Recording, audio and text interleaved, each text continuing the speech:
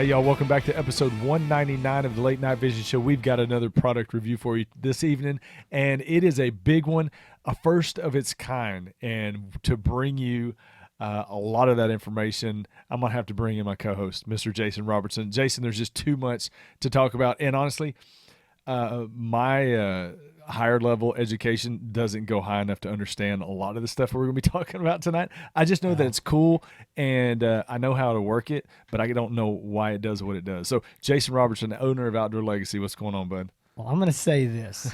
Neither one of us have a lot of higher level education. We got about the same amount. I don't even know if mine would be considered high. Yeah, mine neither. So this is the blind leading the blind here tonight. Exactly. So, exactly. Yeah, y'all get ready. But I'm holding it up right now. We are going to be talking about the brand new InfiRay Outdoor Zoom ZH38 thermal monocular. Again, InfiRay Outdoor Zoom ZH38. It is brought to you in the U.S. by iRAY USA.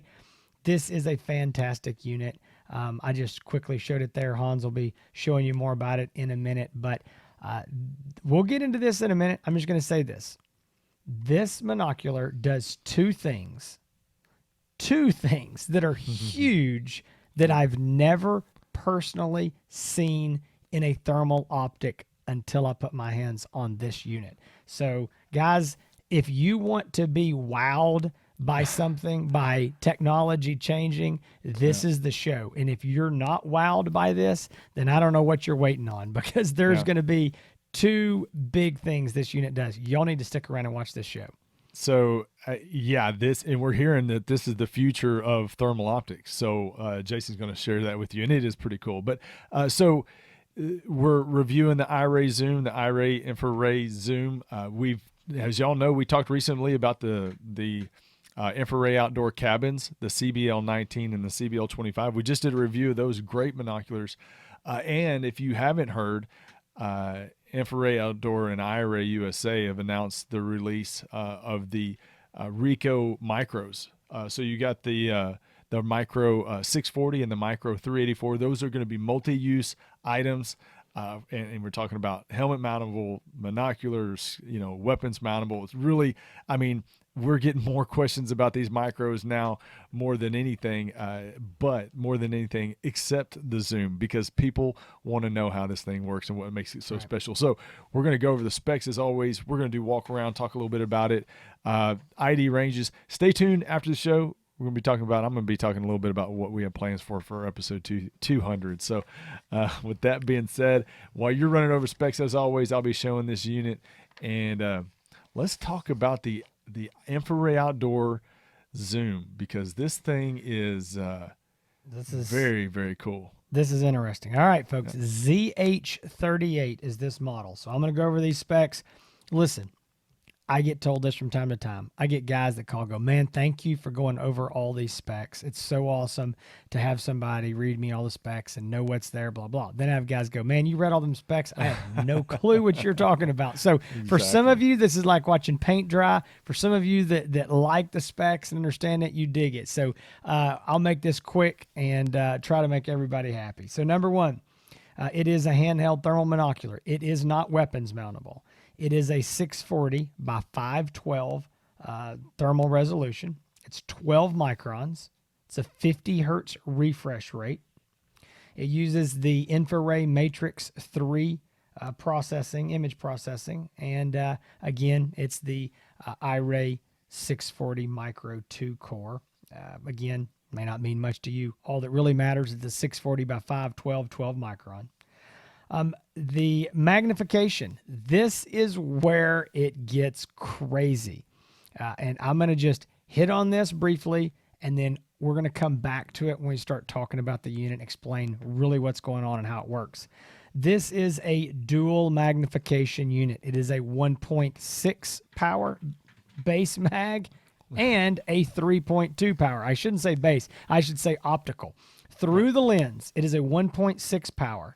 But it has optical zoom, taking it to a 3.2 power. This is not digital zoom. It is optical zoom using lenses, using glass. So we're going to explain that in a minute. This is huge.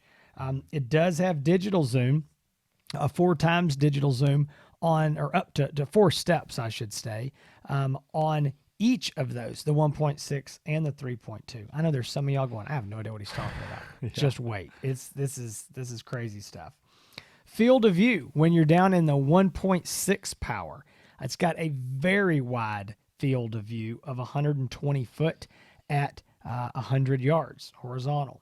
When you zoom up to the 3.2 power, you've got a 60 foot field of view horizontal at 100 yards. Let's see here. It's got an FHD OLED display. The resolution on that display is 1440 by 1080. It's got multiple color palettes: white hot, black hot, red hot, like a color mode, and then a highlight mode. Mm-hmm. It does have picture-in-picture. Then it has onboard video and audio recording, as well as taking still image. It's got the InfiRay Outdoor app. That's a really good app. We'll talk about that a little bit. You can use the unit with that as well. This is a big deal. It has got a removable, rechargeable battery pack. Hans, I don't know if I should try to take this out of here while I'm talking, but I'm going to try to pull on it and let's see if I can get it out. There it is. Removable, rechargeable battery pack. If you already own an iRAY Rico, this is the exact same battery pack. I tested the battery life in this unit, and this is what I call my bench test. Charge it all the way up, literally set it on my desk, watch it, with the stopwatch. So this is a best case scenario. It's not out in the field. It's at room temperature, just sitting there running. And I got over 11 and a half hours on it. iRAY says it's a, 10-hour battery life. I think that's absolutely realistic in the field because, again, 11 and a half hours on the bench. Very good battery life. And here is the kicker. With this unit, you get a spare battery. Mm-hmm. It's the only monocular that I can think of on the market right now where you get, I'm just saying this, making sure I'm not missing something. Yeah, I can tell. Get a spare battery. Unbelievable. So out of the box, you're going to have 20 plus hours of battery life right there between those two batteries. Big deal.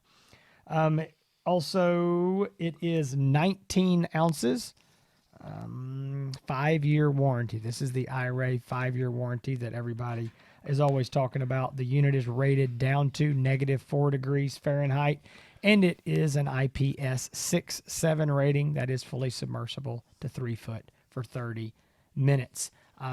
There's another, feature here. I'm not going to just mention it because you wouldn't understand it till we explain it because I don't understand it. So, Hans, let's talk about what everybody's hung up on. They got hung up when I started talking about this optical zoom. Exactly. Yeah, exactly right. So I kind of explain how to do that by showing this optic right here. So you got this, the rubber ring on the front by the objective lens. Normally that's where you focus your optics, and there's many of them that focus right there on the objective lens. But with this one, by turning this dial, not only are you focusing it, but if you turn it all the way in one direction to the left or all the way back to the right, you actually you're changing lenses. So you're changing from that 1.2 base magnification lens over to that the 1.6 over to the 3.2 base magnification lens, just by turning that wheel all the way in one direction. And you'll notice in the top of the screen, it'll say if you're on the 19 or the 30. Or the 38. All I was going to say is it's 2 lenses. So it's a 38 millimeter lens and a 19 millimeter lens. That was one thing I didn't mention. And when you look under the top of the screen, it'll have an arrow. It'll say, the one that you're on, whatever lens you're on, it'll be highlighted, and it'll have an arrow. It may say to the left. You turn this rubber ring all the way to the left, and you can almost feel it changing lenses. But you'll notice that it'll get really blurry, and then you change over to that next lens, and it'll get clear. So you can focus the image on each lens, but to change the lens, you're using the same rubber ring on the front. So that's pretty cool design there, and utilization of that one ring up there in the front. Yeah, so I want to just highlight on that a little bit more because I know some people get confused. I mean, Hans and I were confused of what was going on. So to reiterate what he's saying, there's two lenses. There's a 19 and a 38. So when you literally start twisting this, and I know he didn't mean it this way, but when he said you twist it all the way, actually, because I had somebody asking me this, the amount of twisting that it requires. So if I'm on the 19 millimeter lens, okay, that means I'm at 1.6 power, and I want to go to the 3.2 power, the 38 millimeter lens. The amount of turn that it required me to go from focused at 1.6 power to focused at 3.2 power was the amount of turning from put my finger here. I'm going to do this right here. I'm going to show you. Put my finger at noon and turn it over. Now this is going to be backwards for you, but turn it over to about 9 o'clock. Now to you, that's going to be the opposite because you're looking at the front of it.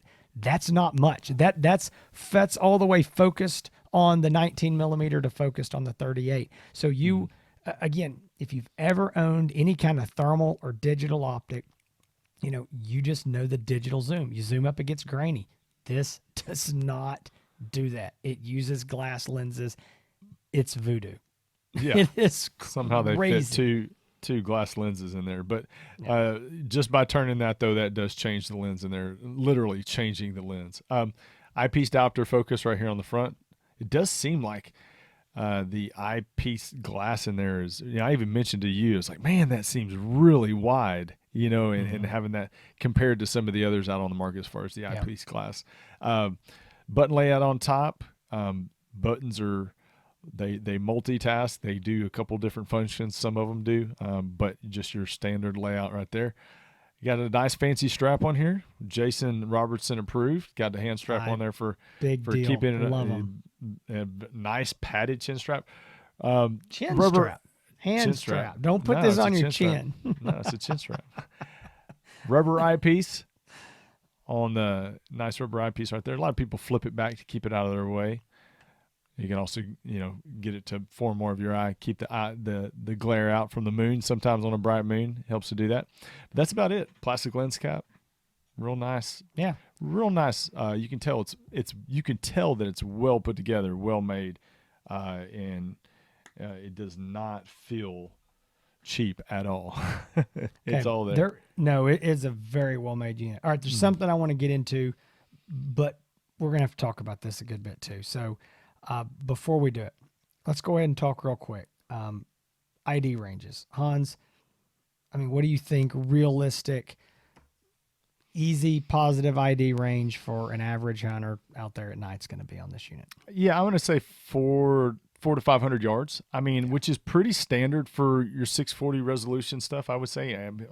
Probably a lot of people that listen to this show, if we're reviewing a 640 resolution optic, they're probably like, man, y'all always say 400 yards. But that's about right, 400 to 500 yards, I would say. And very comfortably would say that, you're not going to get much more than 500 yards, I would say, in this case. So with this optic. Now, we'll talk about this a little bit later, but some of the InfiRay outdoor, the iRAY, like the RH, the RH35 or RH50, they're going to be a little bit further ID range. So it's not, don't think if you've got one of those that just because this is a 640 resolution, I think that it's going to be the same ID range as those. But for a monocular, it's pretty good. as far as ID range, I think it's really good. So there's another feature in this that again, and we're not done talking about this optical zoom because it's still a big deal. But another feature that we've never seen before, never seen anything like it, and it actually works. This is not one of those things. When I heard this, I was like, this is a joke. I don't know what it is. It's not going to work. It is a shutterless calibration, or if you know anything about thermal optics and you use them very long, we use the slang term nuke. Now, what this means, if you're hearing this, you're like, I'm sorry, guys, I don't know what he's talking about. Every thermal optic, the thermal sensor has to be recalibrated, okay? Or nuked, as we call it. And what that means is every so many seconds or minutes, it needs to be basically refreshed. Okay, I always describe it as taking an Etch-a-Sketch. You know, when you're a kid, you got three little things you draw around and you shake it up and it cleans it off. It's basically what it does. It keeps the image looking as good as it can. And on a normal, I say normal, before today, thermal optic, there's a couple different ways of doing it. One, you can have a shuttered calibration or nuke. What that means is literally these little shutters, close in front of the lens, and then it recalibrates itself and they open themselves back up. Takes about a half a second, and it goes click, and your image freezes for 1 second, and then it comes back. That's a calibration, a thermal nuke, whatever you want to call it. Again, every thermal optic has to do this. If you get into some of the very expensive thermal optics, oddly enough, they don't even have that as an option to do automatically or by pressing a button. You have to close your lens cap because they don't have the shutters, and you press the button, then it does it. This unit, never seen anything like it, has a shutterless calibration. Basically, I don't know basically. There's not a basically. It's all done via some sort of software. And when you first turn it on, you can hear the shutter. You can hear it go click, and it does it a couple times. After that, it just doesn't do it. But it's not shutter because it's shutterless. So, well, no, yeah. I think there is no. There is a shutter there. Yeah. What I'm saying is that it is, or my understanding is, it sounds like there's a shutter there. I'm saying that it is after that, it is calibrating itself without a shutter. So if you've ever used a scope, if you don't know what we're talking about, this doesn't mean anything to you because you're like, I don't get it. If you have, you know what we're talking about. You've had to calibrate your scope, or it's doing it automatically. It locks up and it goes click, lock. This doesn't do that. It just doesn't do it. And I set this thing doing this battery test, and it ran for hours. And what I found was after being on for an hour or two, I would look down there in it and I'd be like, that thing could use a nuke. A couple hours. And literally you could take these two buttons, the forward button or forward and back button, these two right there, press them together, and it will, nuke it. It sounds like it's got a shutter at that point, which I'm sure it does.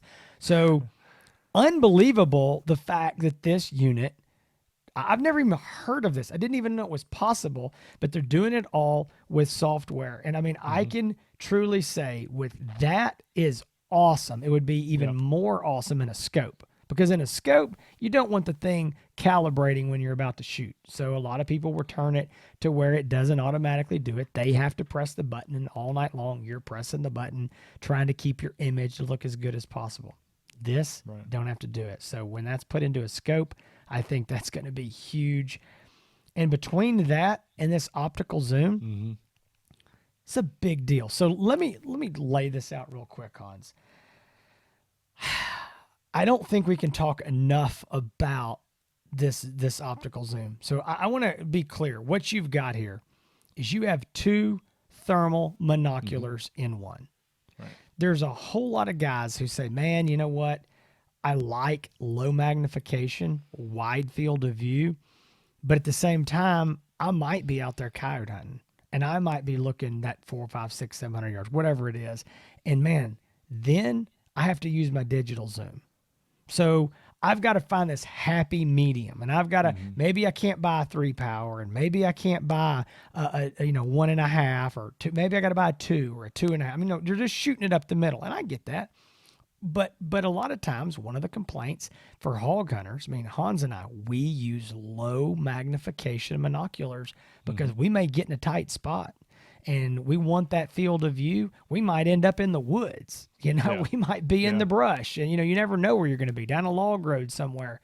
But even on big fields, 300, 400, 500, I would say big for us. A normal field, 300, 400, 500 yards, I still like that, lower magnification. But I might want to know what's out there at 400, 500, 600 yards, and I got to zoom up, and I have to use my digital zoom.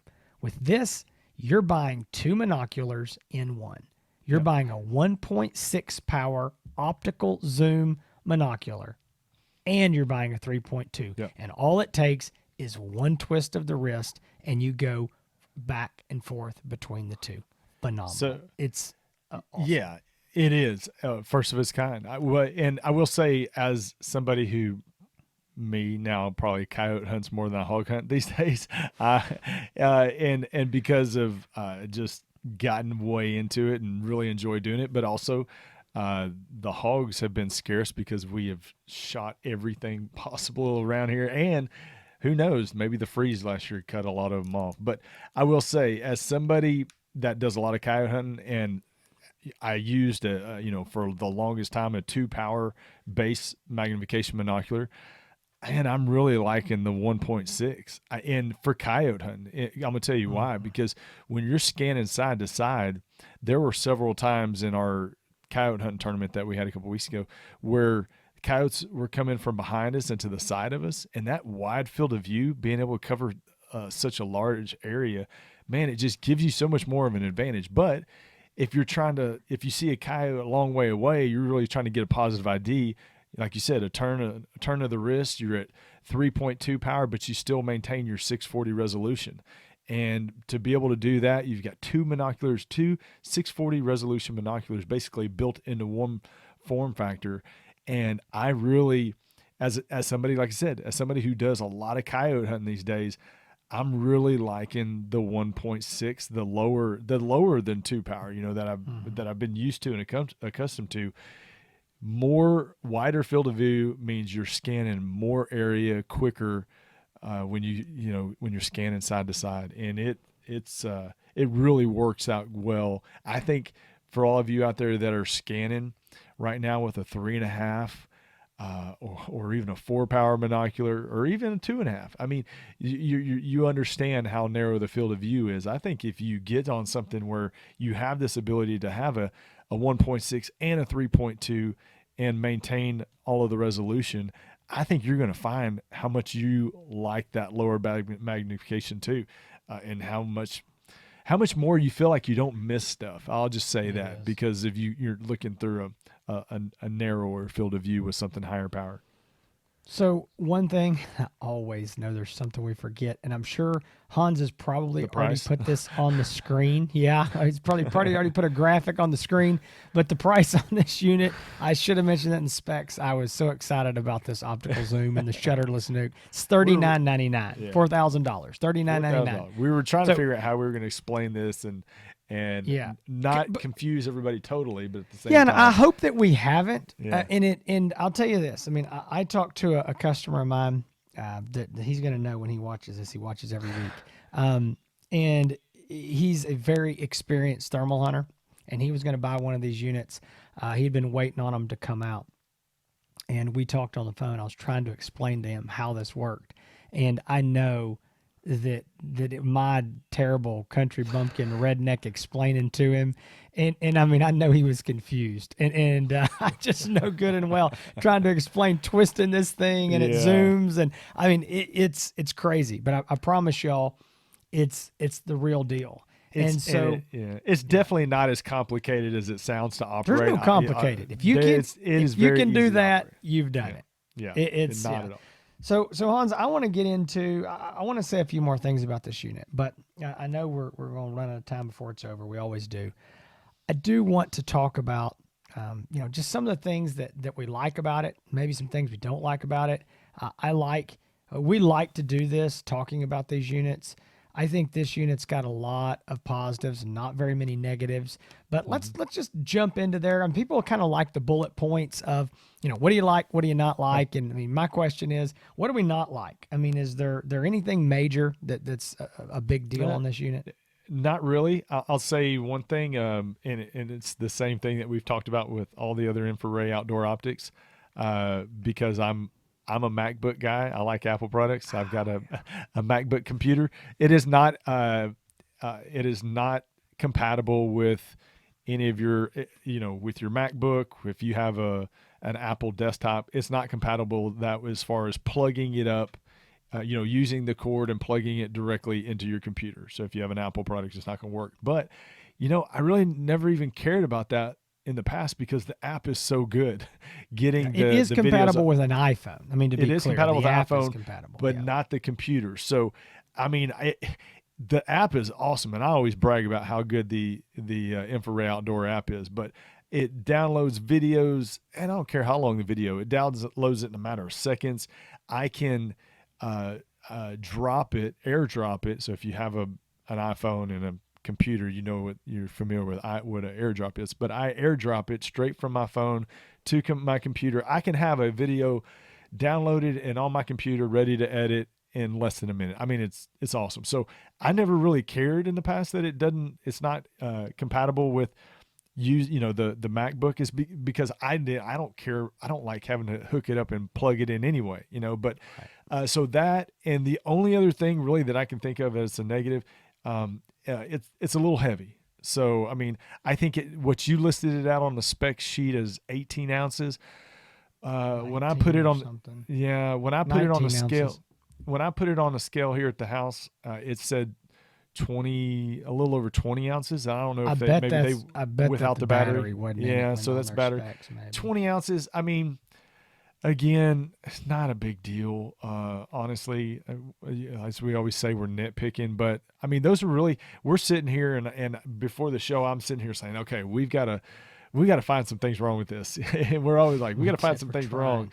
And I said, well, the MacBook thing and the weight, and Jason's like, that's it. That's all. I mean, we literally sat here 5 minutes going, there's got to be something else wrong. Yeah. I mean, look, there's no perfect thermal, but this thing is really good. It's really nice. It's built well. I want to talk about some of the pros, and I think some of this we can go quickly. Obviously, the shutterless nuke, that calibration is awesome. I love that. I like, obviously, the optical zoom. That's a big deal as well. Another big thing that was mentioned here earlier, but I can't stress enough as well, is it comes with an extra battery. Batteries are $169, $170. So you're getting a spare battery that is good for you. It is bad for us that sell batteries, but no, I'm just teasing. We make almost no money on these batteries. Yeah, So I had a guy tell me one time, he's like, I bet you like all these battery sales. I'm like, trust me. No, Trust me. All the batteries we have to stock I and try to make $15 and ship them all over the country, it ain't worth it. I So wish no. all the companies gave away all kinds of extra batteries. If I never had to sell another battery again, it would be fine. Yeah. I tell you something that's kind of cool. I mean, and I'll say this. Hans mentioned the hand strap. I am a big hand strap guy. I think that's very nice. You don't have to hold this unit all night long. It's not going to tire you out. But this is a small thing. And this is on the iRAY cabins. And I think we forgot to mention this on our review a few weeks ago. Right here, where it says iRAY on the side of it, when you plug this unit in to a charger, that goes red. Yeah. And you can see that it's charging. Very cool. When it's charged, it goes green. Yeah. Seems very simple. There is not a thermal optic, handheld or rifle mounted. Again, I talk real slow when I'm thinking. I can tell. We can all tell. Or rifle mounted, besides maybe these iRays, these other InfiRays, like the cabins, Yep. that has a charging status when you plug the unit into the wall. I'm not talking about taking the battery out and putting it in a cradle charger. I just mean plugging this thing right in to know when it's charged. I mean, Hans, am I forgetting something? I mean, somebody's going to remind us in the comments if I'm wrong. No, you talked slow enough that I was able to do a Google search, and you are correct. I bet. No, I think you're right. It's right. cool because, I mean, yes, I can take the battery out and I can put it in the cradle charger. But my thing is, why? Why do I want to do that when all I really need to do is just plug the unit in? But it's like last night when I was going to charge this thing up, or whatever night it was. I was going to charge this thing up before I did my test. I want to make sure it's completely charged. Well, I just take the unit, plug it into the USB right here, plug it in. It goes red over here. I'm like, okay, all I got to do is walk by it. It goes green. I'm good to go. Now, you know what? I'm going to bring a negative up. I don't like that it's a USB-C port. It's on the bottom. Yeah. And I mean, there's probably some reason that would be a good thing. Maybe if you were running on an external battery or something, the cord goes straight down. But I found that when I was trying to charge it, it was kind of awkward because I would put it there and the scope would want to roll back onto that cord. And it was, putting a weird pressure on it, and it kept wanting. So I had to literally just turn it upside down. Not a big deal. I mean, we're trying to be nitpicky. If it was up to me, I'd put that on the side. But no. Yeah. I'm gonna say one thing going back to the light on the side. And I know people out there, well, big deal. It's got a light on the side, because everything in our life has a light that when it's done charging. It's a big deal because if y'all think about it, in the past, the only way that you knew that your optic was if you plug it into the wall, not if you, like Jason said, not if you have a cradle, but if you were plugging the entire scope or monocular into the wall, the only way that you knew that it was fully charged is by turning it on. And you'd have to turn it on and looking through it. Okay, it's 3/4. I'm going to turn it off and let it charge some more. You're right. It's not a huge deal, but it's attention to detail. And that's what, the little improvements year by year these companies are making to make our lives more enjoyable, to make our sport more enjoyable. But it's little things like that, like a little rinky-dinky light on the side, but we're like all excited about it because it's the first of its kind. It goes back to, and I don't want to, and I'm going to let you go into your overall thoughts, but I don't want to gloss over, and we haven't, but the importance of the optical zoom. Okay, the shutterless thing, that's cool, but it's really nothing compared, I think, to the optical zoom, because in the past we've always talked about digital zoom, and every potential customer that calls in, we have this education process where we talk about, every time you double the magnification, you cut your resolution in half. It degrades the image. You want to buy an optic with the correct base magnification, so you're not paying for resolution that you don't have the benefit of using. The optical zoom, the first of its kind from InfiRay Outdoor and here in iRAY USA, is a huge advancement in technology here in the United States. This first time we've seen it. And to be able to have that 640 resolution at two different base magnifications, 1.6 and 3.2, that if this is going to be the norm moving forward, if we're going to start seeing more of this, if this is going to expand into scopes, if it's even going to expand across other brands, this is a huge deal, folks. I don't want to gloss over it, and I know that we haven't, but it's a very, and we don't have a lot of words for it, so we're like, this is a huge deal. But in the world of thermal optics and digital optics, this is something like we've never seen before. I'm going to say this, and I'm going to go on this record. This is the last week of February 2022. I might say this, and I might regret this down the road at some point. And so this is dangerous because YouTube and our listeners don't forget. They don't forget. When I saw this unit and I played with the optical zoom in the field and I saw what it would do, I literally told Hans, he was getting his unit the same day. I told Hans, I said, I have seen the future of thermal optics, and this is it. And I believe that. This is okay, I've been doing this for almost 10 years. And I think this is the biggest technology change. I think the biggest, I'll give you what I think the biggest is internal video recording. Okay. And here's why I say that. I think this is bigger, to be honest, but internal video recording changed the landscape. Everybody wanted to record video to be able to show their buddies, Now you got YouTube, you got all this stuff. I was about to say, internal video recording has grown the sport to what it is right now by people sharing videos and seeing all these hunts. So yeah, that's a big one too. So it's a huge one. Yeah. Because before, we had to use, DVRs and all this stuff hooked up to it, and all that's, kind of gone the way of the horse and buggy.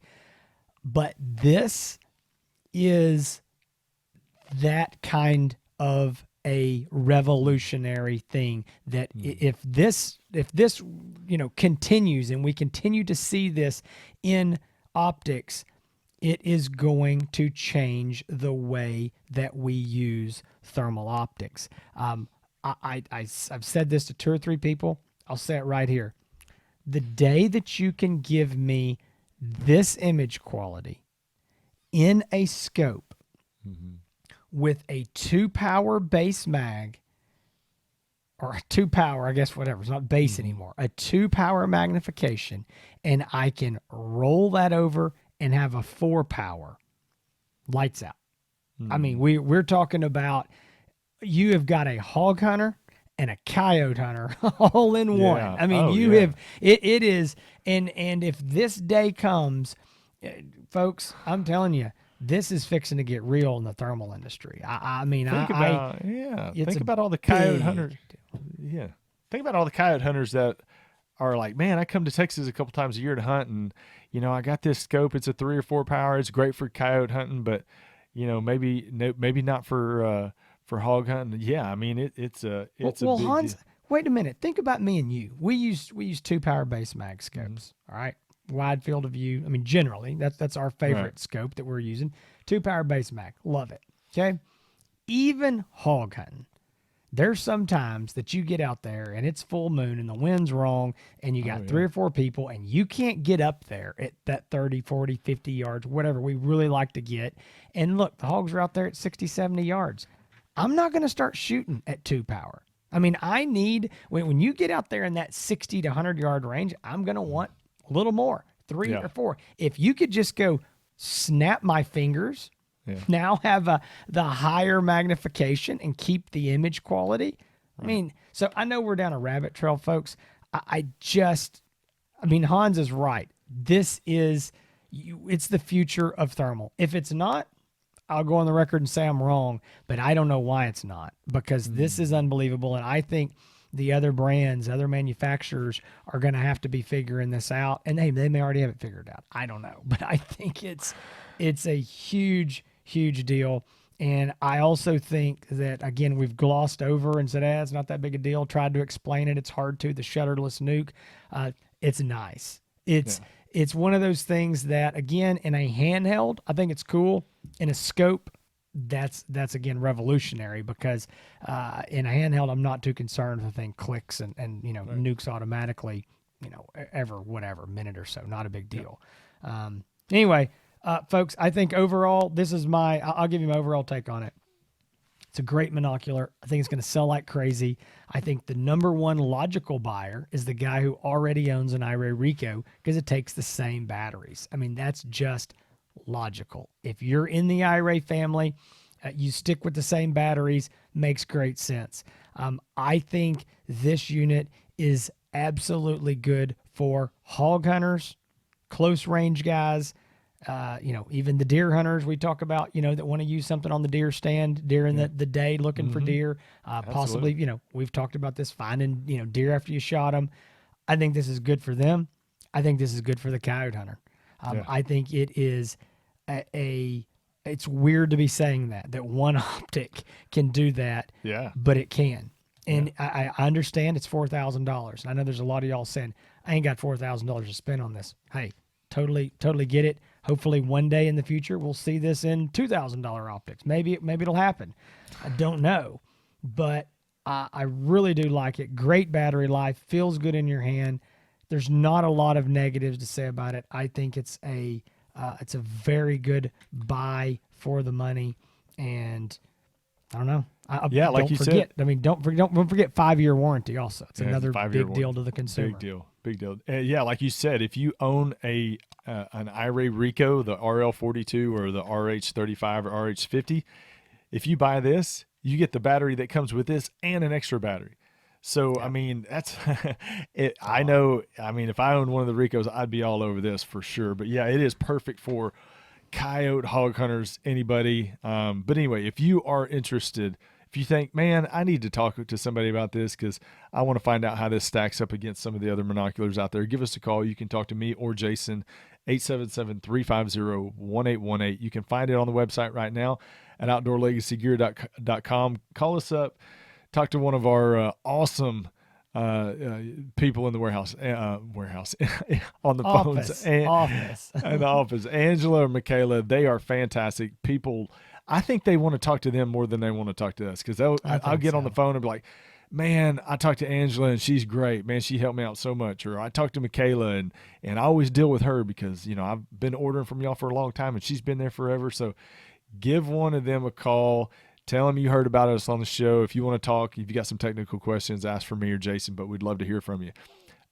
Give them the phone number. That'd be good. I did. I'll give it again. Did you? 877-350-1818. He's like, man, I'm sponsoring this show. You better give it twice. That's right. That's right. Anyway, so I want to talk briefly before we let everybody go. Next week is the 200th episode of the show. I want us to tell you this.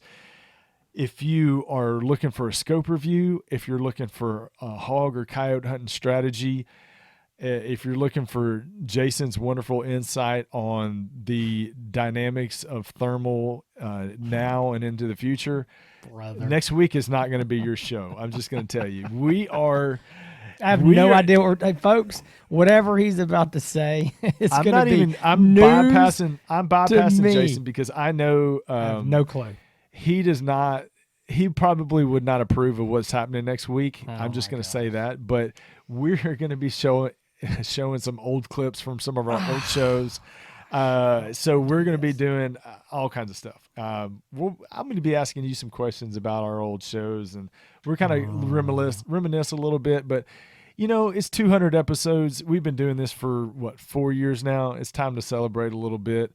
We're going to put the scope and thermal and night vision talk aside for 1 week, and then we're going to be back at it hard in episode 201. But next week is all about having some fun, and really having some fun at our own expense, because there are some moments that we love. There are some moments that we would love to forget. We need to go back and kind of look at some videos from when we had our wives on. From the first wives episode, I can take a look at that, what that looked like. Maybe one of our first interviews that we had on camera, maybe we can have something like that and see who that was. But it's going to be fun. I think for all of you hardcore loyal listeners, which we've got thousands of them now that call all of day, every day, and reach out and email and all that kind of stuff, I think you're going to get a kick out of this show, because again, we're going to be making fun of ourselves at our own expense. There's a lot of we going on, and we doesn't know what's happening. You're not in control of the editing, so yeah, you're right. I am controlling the editing. I have heard nothing about any of this, folks. Not one thing. I know as much right now as you do. He's literally said, let me handle it. Let me handle it. And there are a lot of people out there that their spouses watch this show also. Like guys, I know you say like, hey, my wife watches too, and she likes it. This show is going to be probably our wives' favorite show, because they could care less about the hog and predator, coyote hunting, talk, all that kind of stuff. They want to hear more of the behind the scenes, the history. You're talking this video. thing up. And here's the thing, folks. It's going to take a lot of editing. I know that he doesn't have a bunch of old blooper reels. I know he doesn't. I don't, because that stuff's not there. It gets on the editing room floor and goes away. I so don't have time. I feel better about that. But I feel better about that. A lot of the stuff that we ran with that was what we thought was good material. Right now kind of seems. Are you talking about episode 199 this week? Yeah, exactly. It's like, YouTube creators, they go back and watch some of their first videos and they're so embarrassed, like, oh my gosh, look how awful it was. But hey, at the time we thought it was excellent and we ran with it. So we're going to go back and revisit that and kind of take a look. The same way today, though. Kind of take a look at what it is. Just as bad now as it was 200 episodes ago. Oh, you're right. It's going to be good. Join us next week on the episode 200. Yeah. Okay, folks, listen, hope you enjoyed this show. This is, again, the review of the InfiRay Outdoor Zoom ZH38. Again, we can't say enough about how excited we are. If you're interested in this unit, give us a call. Hans already said the number, 877-350-1818. If you want to support this show, if you want us to be around for another 200 episodes, please, please, please give us a shot at your business. We would love to help you. We would love to answer any questions for you. Give us a call. Go to the website, outdoorlegacygear.com. I tell you what, if you don't want to see us anymore, you hope that episode 200 is the last, then don't call us, because that way we'll go out of business. Nail in the coffin. That's right, nail in the coffin. Anyway, we do appreciate y'all. And so if you're looking for more of Hans's stuff, you can go to YouTube and just search for HANSETX, Hans East Texas. Find all of his videos, all of his reviews. I know he's got a lot of reviews he's working on. He's actually got so many things going on. He's enlisting me to get him some footage and stuff. So I've been out trying to, he's like, hey, take this optic and go get me some video of hogs and get me video. I mean, he's like barking orders. That's right. So anyway, I'm gonna take some credit for his videos coming out. But no, he'll have a lot of reviews coming soon. Yep. You can also always go to Instagram, search the same thing, Hans East Texas. Find him over there. Outdoor Legacy, we've already told you where to find us. We're on Facebook as well, Instagram. You can find us all those places. The Late Night Vision Show. You are already here. If you're here, please click subscribe. Don't miss an episode. We would love to have you as a loyal viewer or listener. We appreciate y'all very, very much. You can always go to the latenightvision.show.com to see all the past episodes if you're looking for any more information or things there. Guys, we really appreciate your support. Thank you very much. Yeah, you talked about reviews. When I go out to hunt, I'm carrying a lot of times 2 scopes and about 4 monoculars trying to get all this footage. I can't carry anymore. But thank y'all so much.